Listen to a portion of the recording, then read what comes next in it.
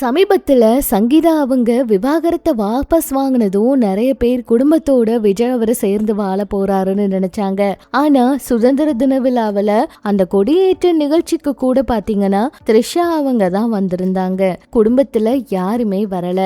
அப்பா அம்மாவை தவிர பிள்ளைகள் மனைவின்னு அவங்க வராத ஒரு முக்கியமான இடத்துல த்ரிஷா அவங்களுக்கு ஏன் இடம் கொடுக்கறீங்க அப்படிங்கறதா எல்லாரோட கேள்வியாவும் இருக்கு. நடிகை த்ரிஷா அவங்க இப்ப சினிமாவில் அதுவும் தற்காலிகமா ஓய்வெடுக்க போறாங்கன்னு ஒரு தகவல் வெளியாகிருக்கு.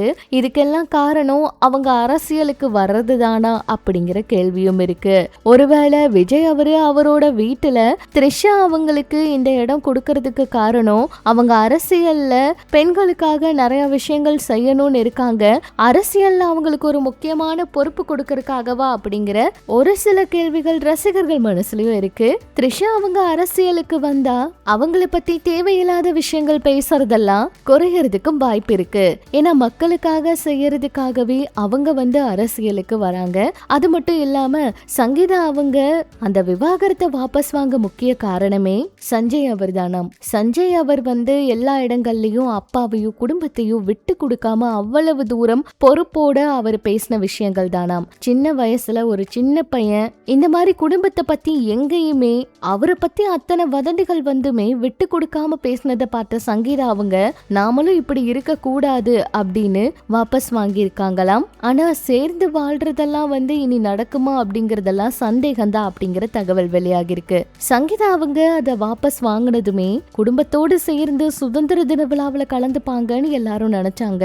ஆனா அது நடக்கவே இல்லை. சஞ்சய் அவர் சொன்ன ஒரு விஷயத்துக்காக சங்கீதா அவங்க விட்டு கொடுத்து போனாலும் விஜய் அவரு திரும்ப திரும்ப இந்த விஷயங்கள் பண்றது அவங்களோட குடும்பத்துல தொடர்ந்து பிரச்சனையை தாங்க ஏற்படுத்தி இருக்கு. ஆக மொத்தத்துல விஜய் அவர்கள் தன்னால ஒரு பொண்ணுக்கு பேரெல்லாம் கெட்டு போச்சு, அந்த பொண்ணோட மரியாதையை காப்பாத்தணும் அப்படிங்கறதுக்காக த்ரிஷா அவங்களுக்கு இவ்வளவு தூரம் முக்கியத்துவம் கொடுத்து எல்லா நிகழ்ச்சிகள்லயும் முன்னாடி அழைச்சிட்டு வராரா, இல்ல உண்மையா அவரு குடும்பத்தை விட்டு பிரியணும்னு நினைக்கிறாரா அப்படிங்கறதெல்லாம் உறுதியா தெரியலங்க.